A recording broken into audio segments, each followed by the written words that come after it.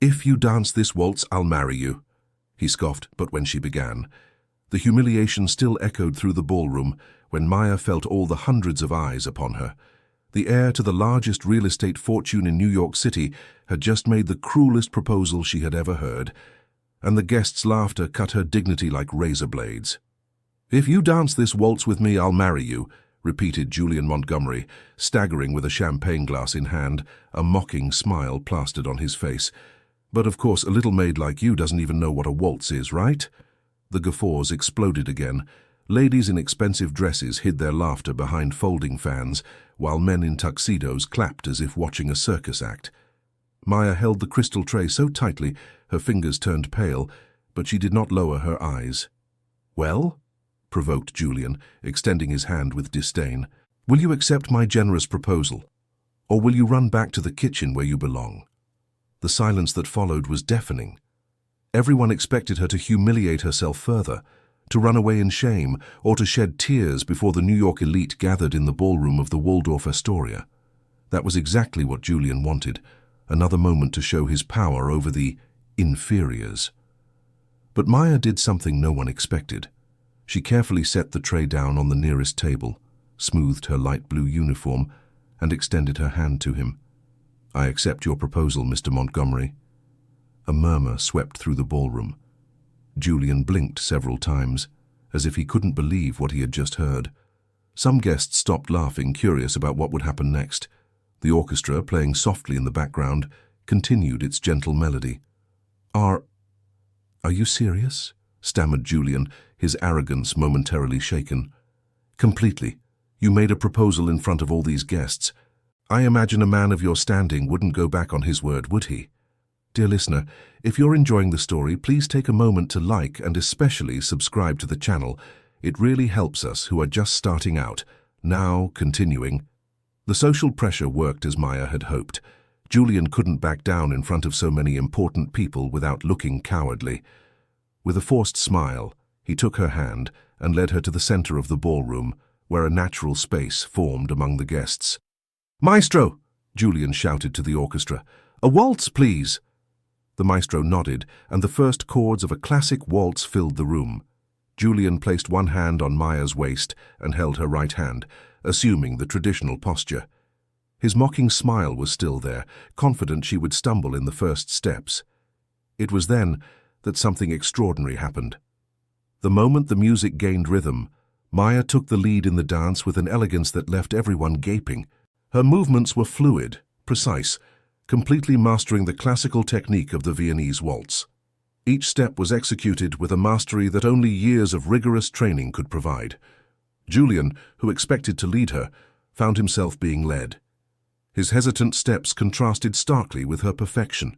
He stumbled twice in the first 30 seconds, desperately trying to keep up with the pace she imposed. "What the hell?" he murmured, confused. "Relax your shoulders," whispered Maya, keeping her smile, "and let me lead, as you should have learned in your private lessons." The phrase hit him like a slap. How did she know about his dance lessons? Julian tried to regain control, but she executed a complex turn that left him completely lost. The laughter now came from other guests, but directed at him. Mrs. Eleanor Montgomery, matriarch of the family and mother of Julian, watched from the head table with an increasingly intrigued expression. At 72, she knew dance like few others, having been a classical ballerina in her youth, and what she saw on that dance floor left her deeply unsettled. "Penelope," she called to her closest companion, "are you seeing this?" "What exactly, Mrs. Montgomery?" "That maid. Her steps. I know that technique." Meanwhile, on the floor, Maya continued her impeccable demonstration. She executed a sequence of steps few professional dancers could manage, making Julian look like a clumsy amateur. The maestro, impressed with the quality of the dance, increased the tempo to test her skills. She matched every change without hesitation, anticipating the musical variations as if she had rehearsed that piece hundreds of times. Her feet barely touched the floor, floating with a lightness that hypnotized the spectators. "Please, stop," begged Julian, sweating and panting. "We've danced enough." "Oh, but Mr. Montgomery," replied Maya, with venomous sweetness. "The waltz isn't over yet, and a marriage proposal deserves a complete dance, don't you think?"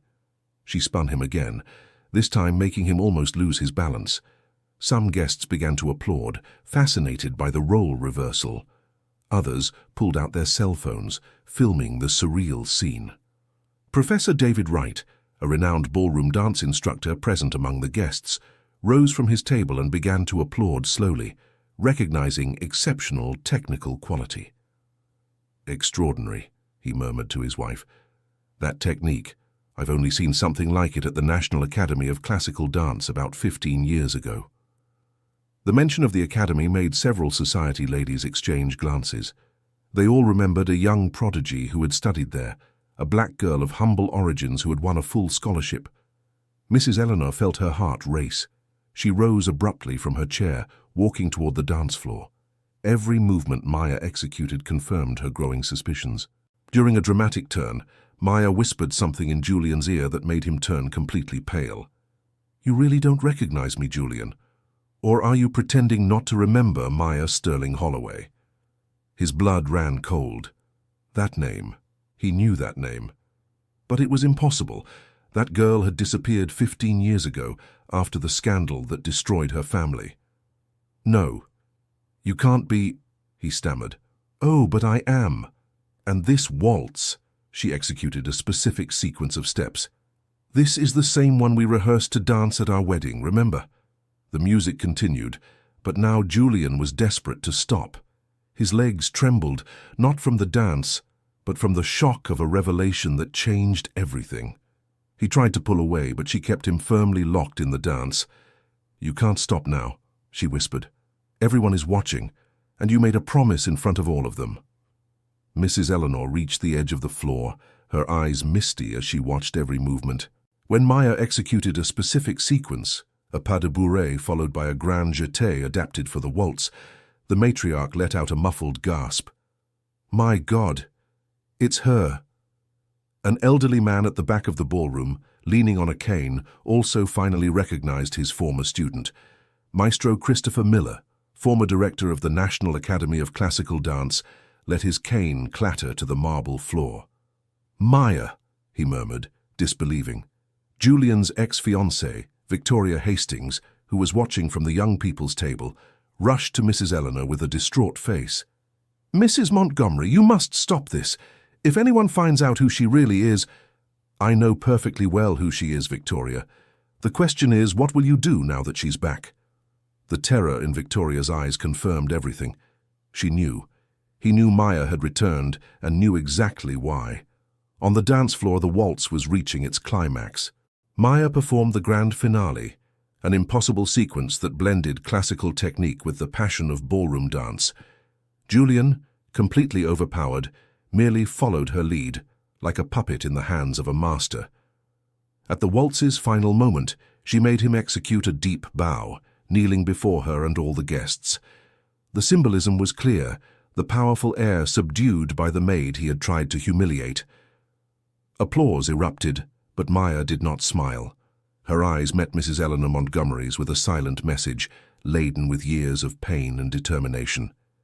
The maestro stopped the orchestra and, finally recognizing his former star, announced with an emotional voice, "Ladies and gentlemen, we have had the privilege of witnessing a performance by the brightest former student of the National Academy of Classical Dance, Maya Sterling Holloway." The name echoed through the ballroom like a bomb. Whispers spread among the older guests, who remembered the scandal that had destroyed the young prodigy's career 15 years earlier. Julian remained kneeling, his face white as paper, processing the magnitude of what had just happened. The woman he had tried to humiliate was his former fiancée, the same one he had abandoned and betrayed years ago. Maya looked down at the man, kneeling at her feet, and finally spoke loudly enough for all to hear. "I accept your marriage proposal, Julian Montgomery. But not today, not tomorrow, and definitely not in the way you imagine." She stepped away from him, walking toward the center of the ballroom. With elegant gestures, she began to remove the maid's uniform, revealing beneath it a carefully hidden navy blue evening gown. 15 years ago," her voice echoed through the silent hall, I was Maya Sterling Holloway, engaged to Julian Montgomery, a full scholarship student at the National Academy of Classical Dance, and the proud daughter of Martha Sterling, who worked as a seamstress for this family. The older guests remembered. The story had been hushed up, but some still held in their memory the scandal that destroyed the engagement. I was accused of stealing jewelry from the Montgomery family, accused of being a gold digger who only wanted the Montgomerys' money, accused of being unworthy of belonging to this social circle. Mrs. Eleanor began to cry, remembering how she had believed the evidence planted against the girl. The evidence seemed irrefutable. Jewelry found in my bag supposedly after a visit to this house, witnesses who swore they saw me stealing. Even, she looked directly at Victoria, statements from close acquaintances confirming my questionable character. Victoria tried to hide among the guests, but all eyes were already turning toward her. I was 18, I was in love, and believed in the power of true love. When Julian abandoned me, believing the accusations, my world collapsed. I lost my scholarship at the school, my reputation, my family was disgraced. Dear listener, if you are enjoying the story, please take a moment to like and especially subscribe to the channel. It helps us a lot as we are just starting out. Now continuing. My mother lost her job here. We were evicted from our home. We had to move to the outskirts of Newark, where my mother worked 3 jobs to support us. The emotion in her voice was palpable, but she maintained her composure with impressive dignity. For 15 years, I worked to uncover the truth. I worked in factories as a sales clerk, as a cleaner, saving every penny to hire a private investigator. And do you know what I discovered? The silence in the ballroom was absolute. Even the waiters had stopped serving to listen. I discovered that the jewelry was never stolen. I discovered that the witnesses were bribed. I discovered that someone very close to this family orchestrated the entire setup to push me away from Julian. All eyes turned to Victoria, who was pale and trembling.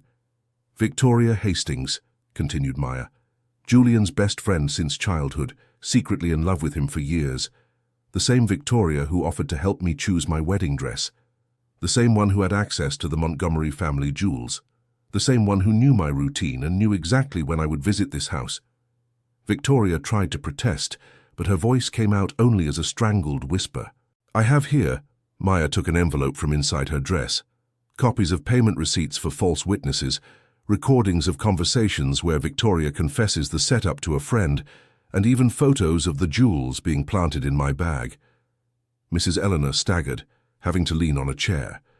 The magnitude of the injustice she had allowed hit her like an avalanche. But do you know what was the most painful part of all this?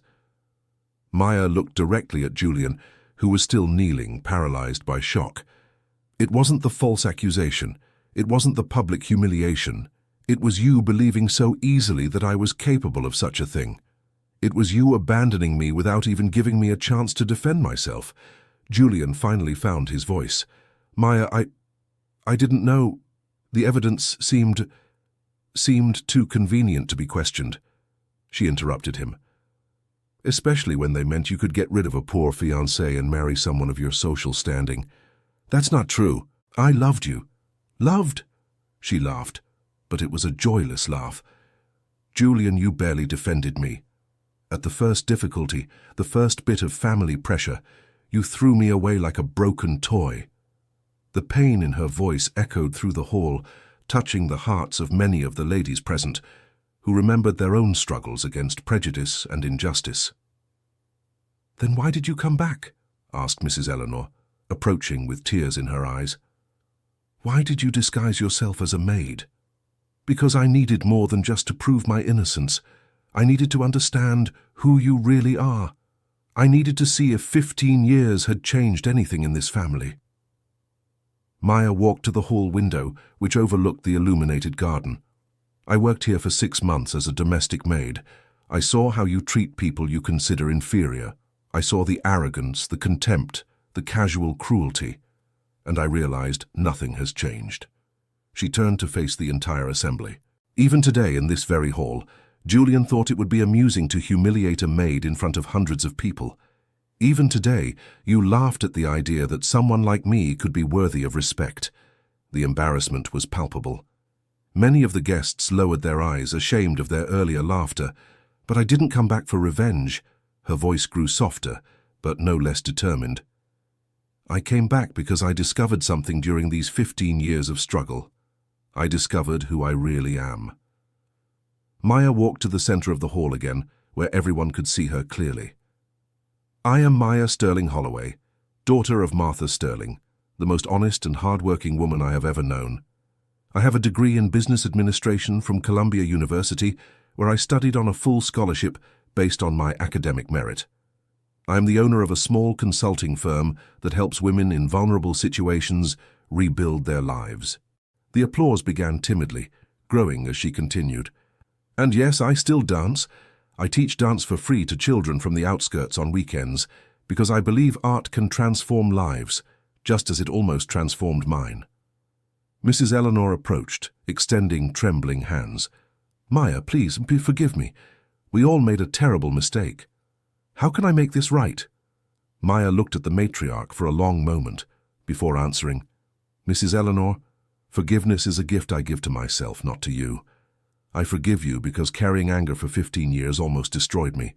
I learned that forgiving doesn't mean accepting what you did, but freeing my own heart. The wise and mature answer impressed everyone present. Many of the older women were moved, recognizing in the young woman a wisdom born of pain, transformed into growth. But what about your proposal, Julian? She turned to him, who had finally stood up, but seemed smaller than ever. Maya, if you'll allow me, I would like to try to make amends. No, she gently interrupted him.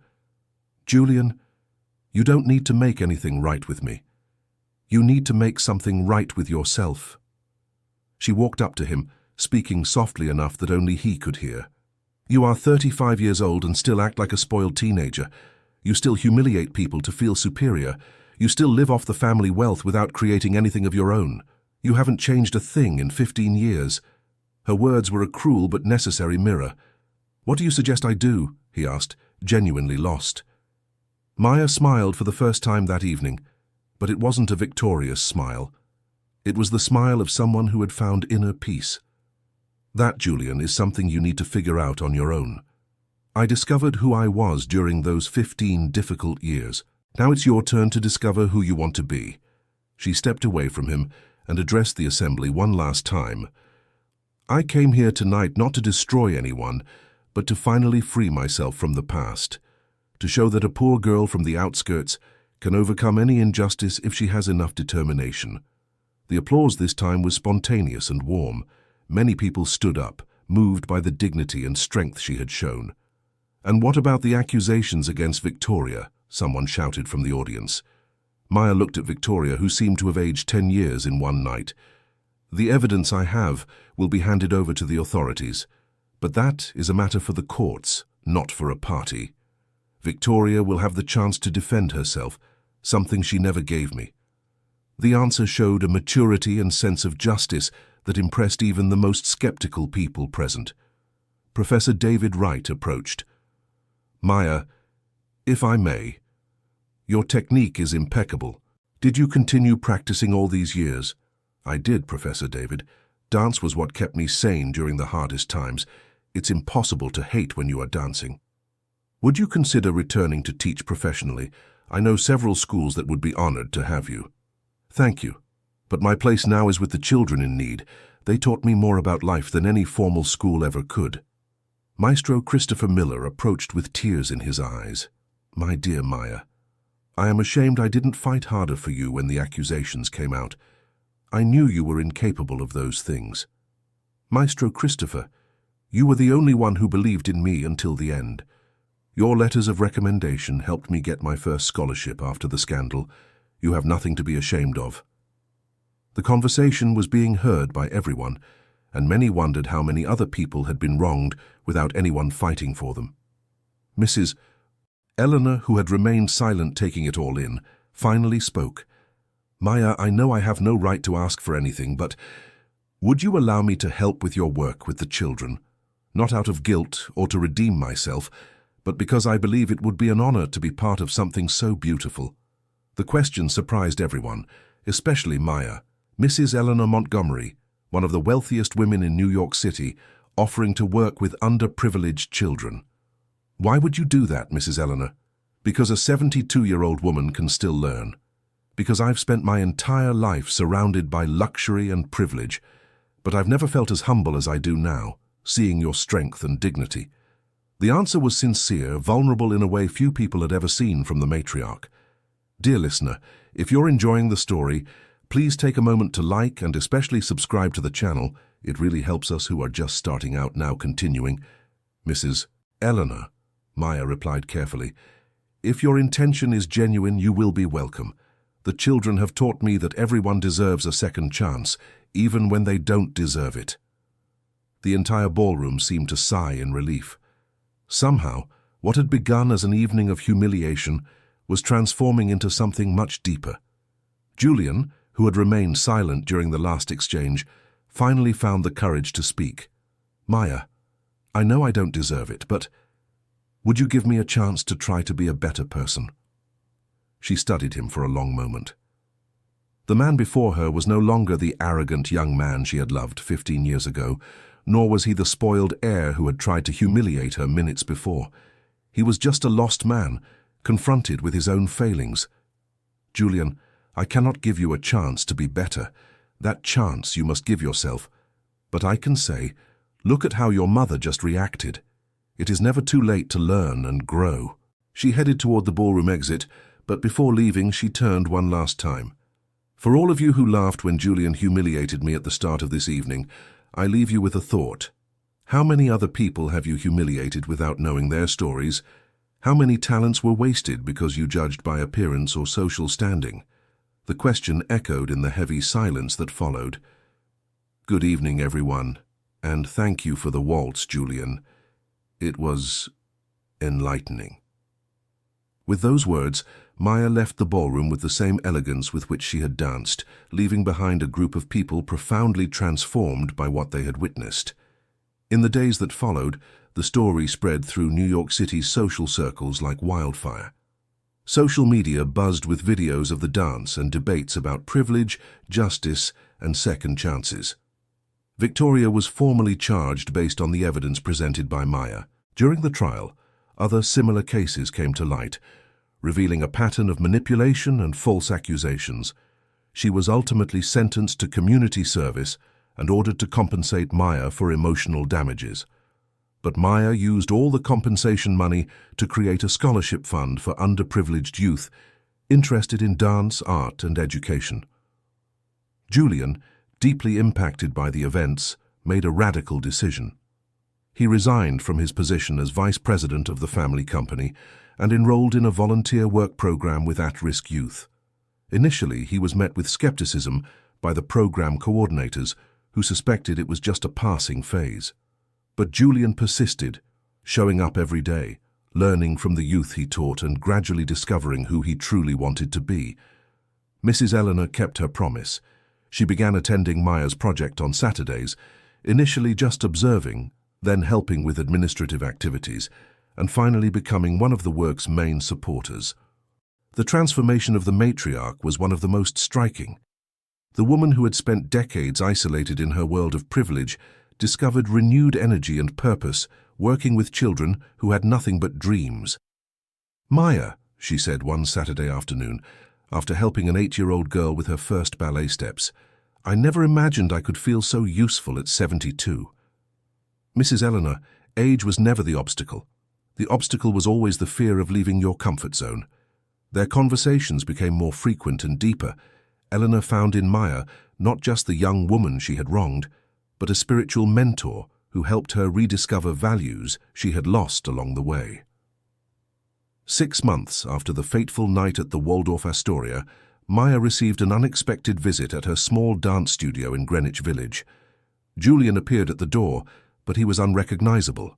His hair was longer, he wore simple clothes, and there was a different light in his eyes. But most of all, he had lost that arrogance he had always carried like a shield. "May I come in?" he asked humbly. "Of course. How is the work with the youth going?" "It's changing my life.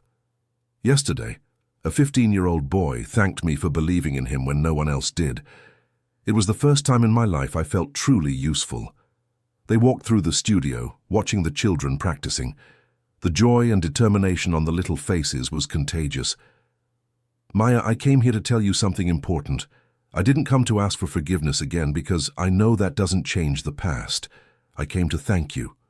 Thank me?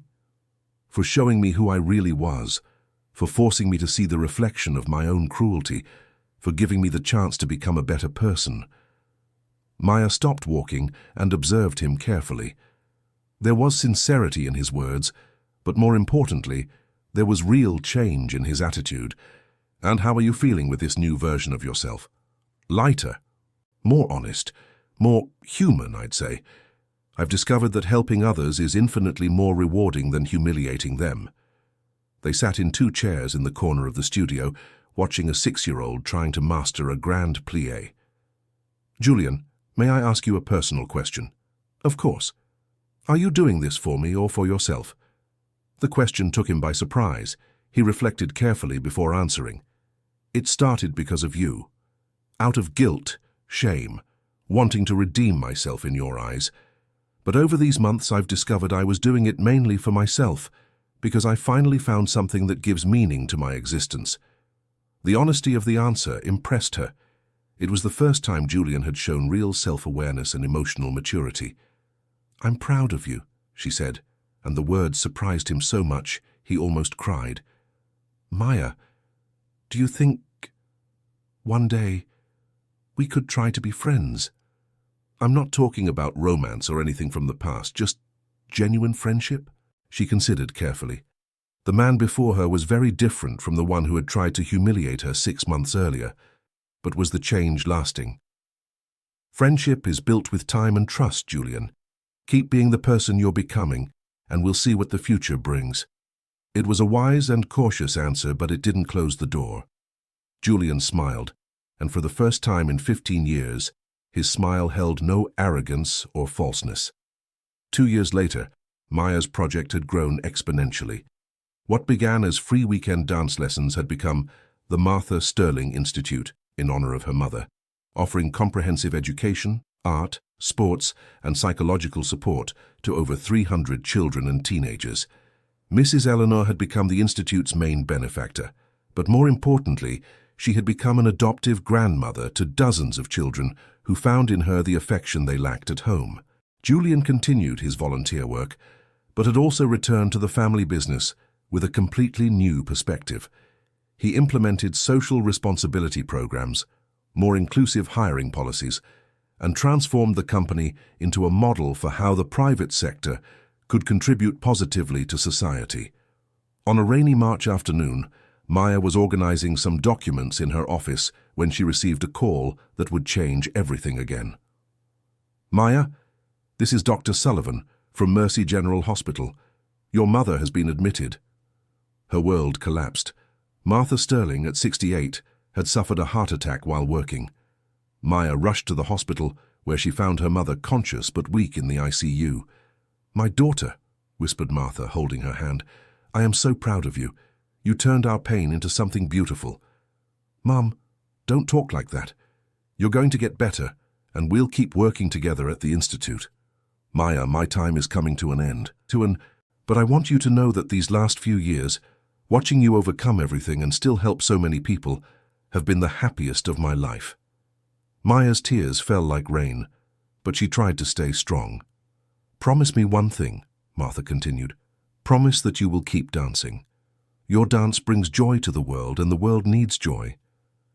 I promise, Mom, and promise that you will let love into your life again. You deserve to be loved, my daughter.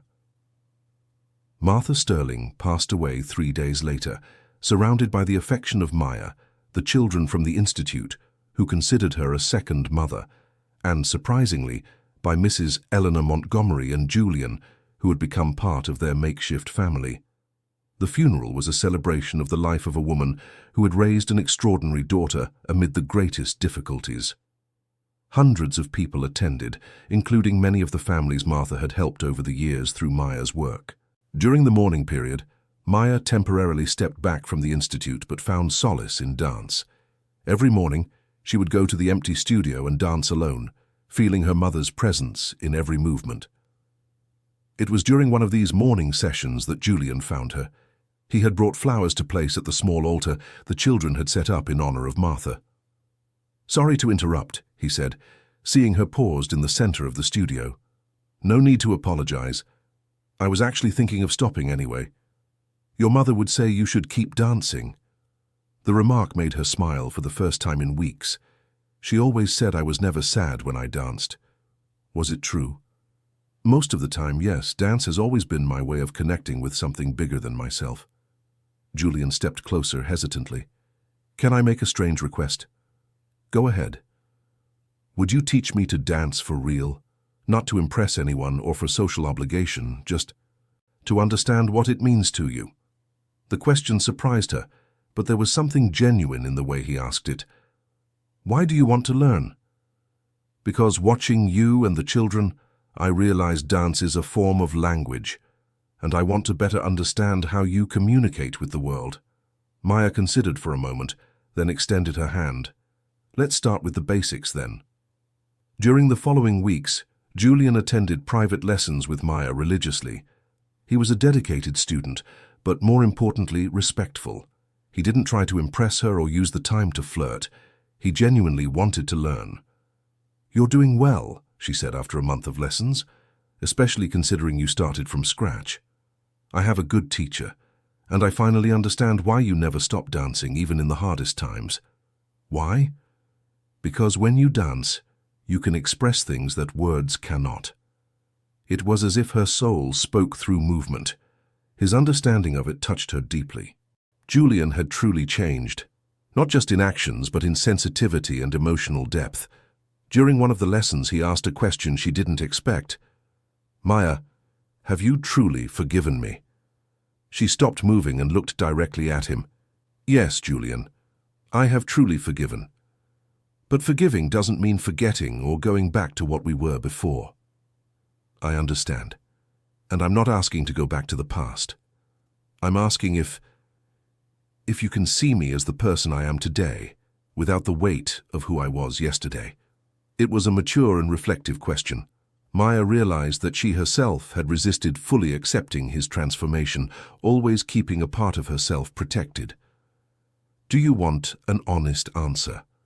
"Always. Yes, I can see you as who you are today. And the person you are today is someone I respect and like as a friend." The smile he gave was one of pure relief and gratitude. "Thank you. That means more to me than you can imagine." 3 months later, the Martha Sterling Institute held its first annual fundraising gala. The event would take place in the same ballroom at the Waldorf Astoria, where everything had begun 2.5 years earlier. The irony wasn't lost on anyone, especially when Maya announced there would be dance performances by the children served by the Institute. On the night of the gala, the ballroom was packed. Many of the people who had witnessed Maya's original humiliation were present, but this time as supporters of her cause. The children's performances were moving. Boys and girls from 5 to 16 years old showed not only impressive technique, but above all the pure joy of those who dance for love, not obligation. After the performances, Maya took the stage to thank everyone present and share a bit about the Institute's impact on the children's lives. 2.5 years ago, she said, her voice echoing clearly through the ballroom, "I was in this very place being humiliated before all of you. Today I am here again, but this time to celebrate how love and determination can turn pain into purpose." The applause was warm and prolonged. The Martha Sterling Institute doesn't exist just to teach dance. It exists to show every child that they have value, that their dreams are valid, and that with work and support, any obstacle can be overcome. She paused, looking specifically at Mrs. Eleanor Montgomery and Julian in the audience. "I've learned that people can genuinely change when confronted with their own failings. I've learned that forgiving isn't a favor we do for others, but a gift we give ourselves. And I've learned that sometimes our greatest enemies can become our most unexpected allies." After the speech, there was a special moment. Mrs. Eleanor Montgomery took the stage and announced she was donating half of her personal fortune to create a permanent endowment for the Institute, ensuring its sustainability for decades. "Maya Sterling Holloway," said the matriarch, "you taught me that true wealth isn't in what we accumulate, but in what we share. You gave me a second chance at life at 74. Julian also took the stage, but his contribution was different. "I would like to announce that our company will be offering paid internships and mentorship programs for all the young people at the Institute who wish to enter the workforce, because talent knows no social class." The gala ended with a surprise no one expected. Maestro Christopher, now 81, asked permission to play one last waltz. "This," he said, "is to celebrate not only Maya's victory, but the victory of the human spirit over adversity." As the music began, Maya was asked to dance by several people, but she chose a 10-year-old girl from the Institute as her partner. Together, they danced a simple yet moving waltz, symbolizing the passing of knowledge and love to the next generation. At the end of the dance, something unexpected happened. Julian approached, but this time not to ask for a dance, but to offer a respectful bow. "Thank you," he said simply, "for everything."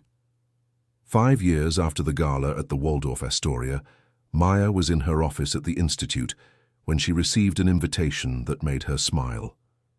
Julian was getting married, not to someone from high society, but to Isabel, a psychologist he had met during his volunteer work. The letter accompanying the invitation was touching. "Maya, you taught me that true love isn't about social status or appearances, but about finding someone who sees the best in you and inspires you to be a better person. Isabel does that for me every day. I hope you can attend and dance at our wedding, this time a dance of celebration, not confrontation." Maya attended the wedding, which was held in a simple yet elegant venue, attended mostly by people Julian and Isabel had met through their social work. During the reception, Julian asked her to dance, and for the first time in 8 years, they danced together without the weight of the past. It was a dance between friends, between people who had grown and matured through their shared experiences. "Are you happy?" Maya asked during the waltz. "Deeply. And you?" "Yes, I've finally learned that happiness isn't the absence of pain, but the ability to find joy even after going through it. Your mother would be proud." "She would. And she'd be proud of you too." After the dance, Isabel approached Maya. "Thank you," said the bride. "For what?" "For saving my husband from himself. Julian told me the whole story. If you hadn't confronted him that night, he would never have become the man he is today." The conversation was interrupted by a child running toward Maya. It was Ruby, one of the Institute's first students, now 15, and one of the most promising dancers. "Aunt Maya," she shouted, using the affectionate title all the children gave her. "Did you hear? I passed the audition for the National Academy of Classical Dance." The news filled Maya's heart with joy. Ruby, the daughter of a housekeeper, had earned a full scholarship to the same school Maya had attended years before. "I'm so proud of you, sweetheart. Does your mother know?" "She's at home crying with happiness. She said she'll call you tomorrow to thank you." Watching Ruby radiant with joy, Maya felt she had closed an important circle.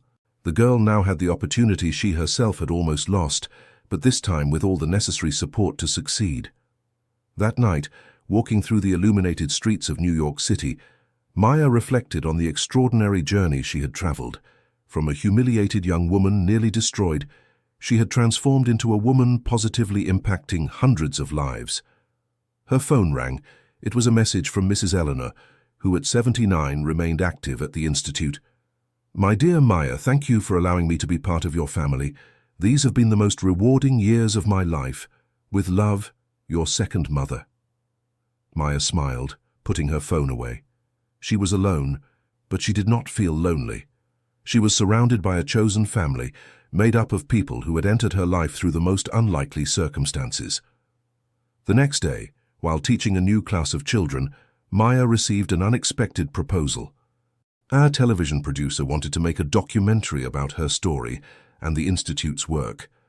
"I'm not interested in fame," she said politely, "but if this can help more children have opportunities, I accept." The documentary, when released 6 months later, had a national impact. It inspired the creation of similar institutes in other cities, and brought awareness to issues of social class and injustice that many Brazilians preferred to ignore.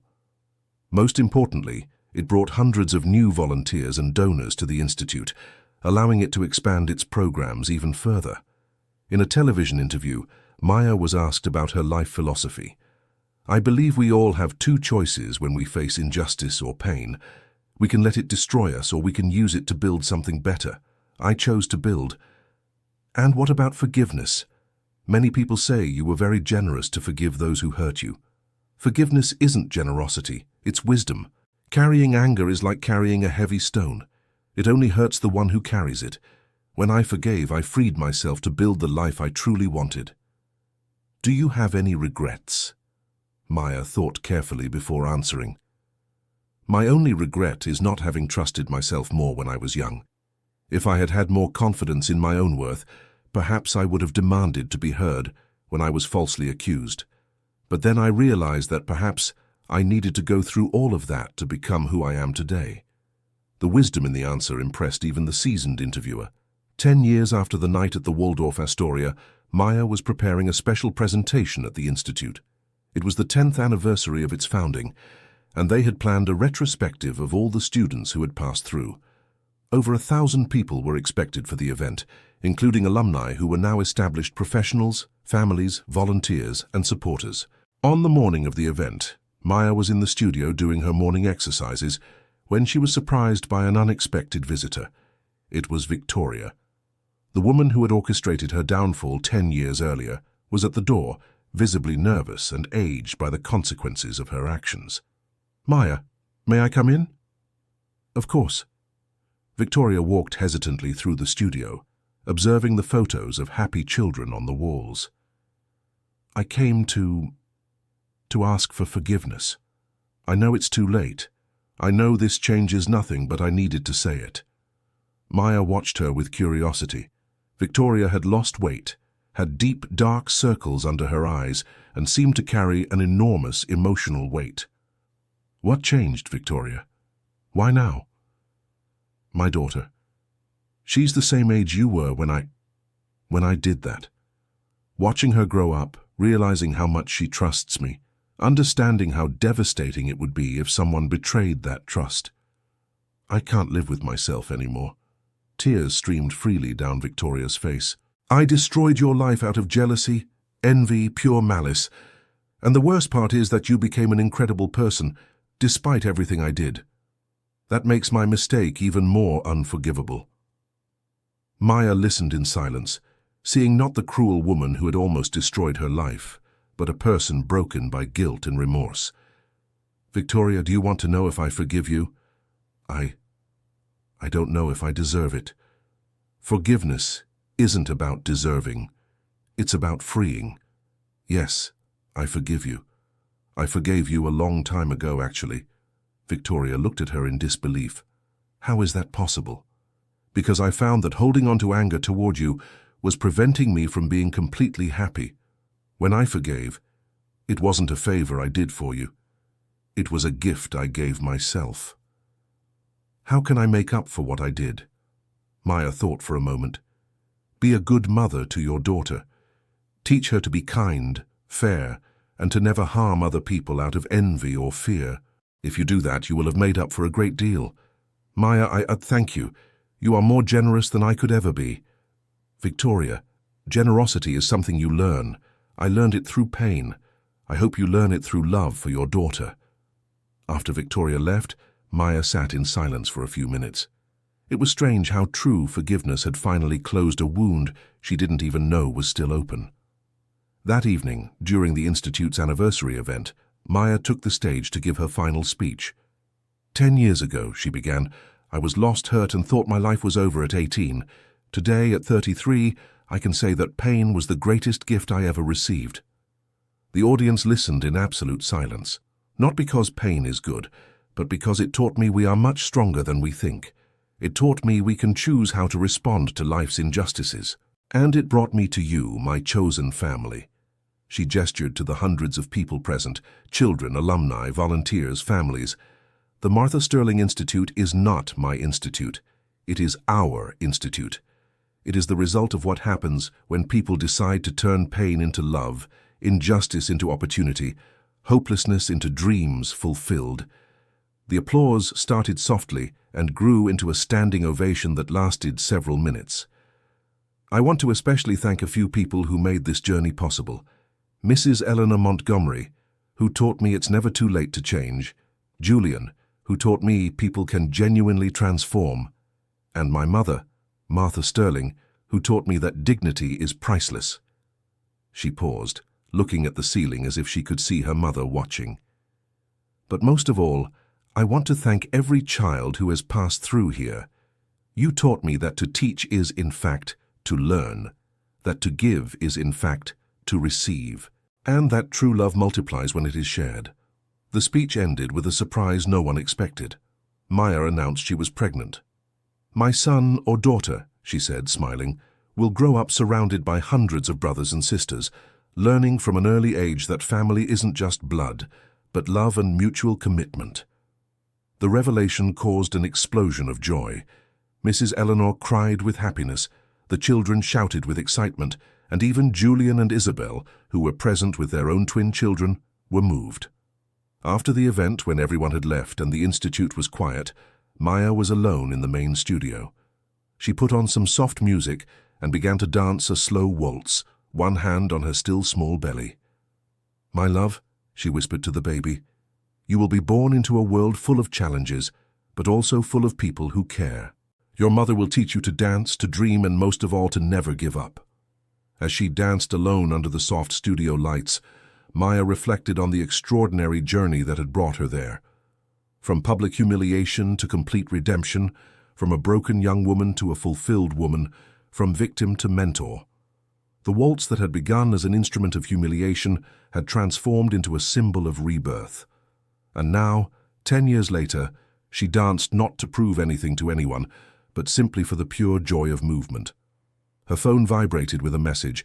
It was from a young woman who had just graduated from medical school, an alumna of the institute. "Aunt Maya, today I performed my first surgery. During the entire procedure, I remembered your words: precision, elegance, and love in every movement. Thank you for teaching me that surgery and dance have more in common than I ever imagined. I love you." Maya smiled, putting her phone away. Messages like this arrived almost daily from alumni who were now doctors, teachers, artists, entrepreneurs, engineers.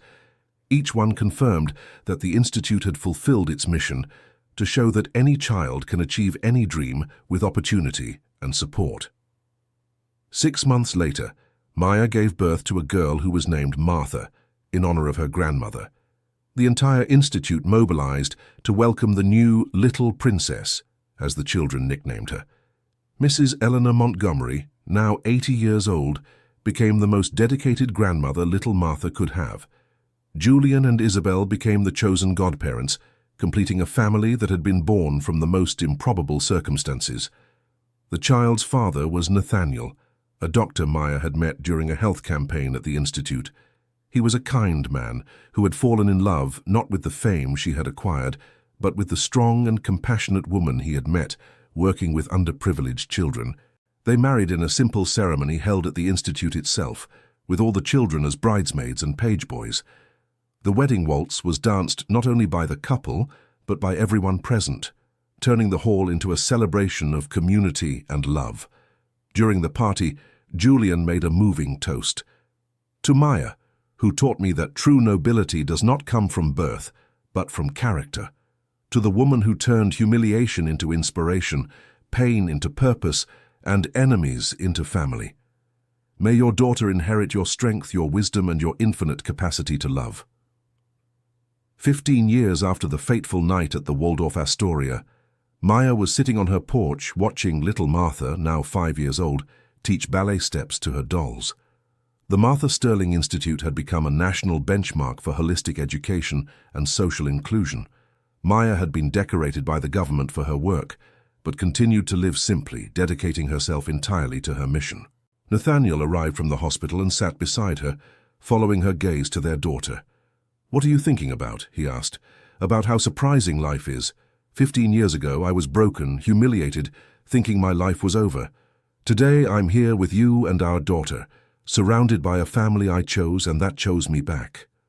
Do you have any regrets? None. Not even from the most painful moments. They brought me here, to you, to this life I wouldn't even have known how to dream of when I was young. Martha ran to them, beaming. "Mommy, will you teach the doll to dance the waltz? She doesn't know how yet." Maya laughed, pulling her daughter onto her lap. "Of course, my love. But first, let me tell you a story. Once upon a time there was a girl who believed her life was over, but discovered that, in fact, it was only just beginning." End of story. So, what did you think of this story of overcoming and forgiveness? Did Maya manage to transform her greatest humiliation into the strength to build something even greater? Tell us in the comments which part moved you the most and if you know any similar stories. And don't forget to leave your like and subscribe to the channel so you don't miss other stories that will inspire you like this one.